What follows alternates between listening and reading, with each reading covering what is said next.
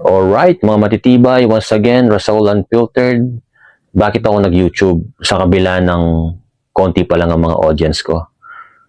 Mga matitibay, kaya tayo nag-YouTube alam naman natin na isa sa mga passion na gusto nating makamtan yung pagbibigay ng mensahe o tinatawag nilang motivational speaker, no? Mga matitibay, ginawa natin ito para kahit paano mailabas natin yung kagustuhan natin sa ganung klaseng bagay. Pangalawa, ito lamang kasi ang platform na nagbibigay ng stable na income kapag ikaw ay nakapasok na sa tinatawag nilang niche mo. Okay? Sa mga nagtatanong kung bakit tayo nag-YouTube sa kabila ng malit pa lamang ating mga audience, dalawang dahilan lang. Unang-una, isa passion natin.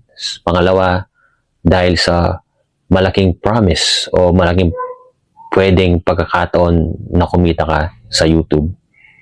Alright? Kung gusto mo rin ng ganitong klaseng mga salita o mga talakayan, don't hesitate to follow, share, and subscribe.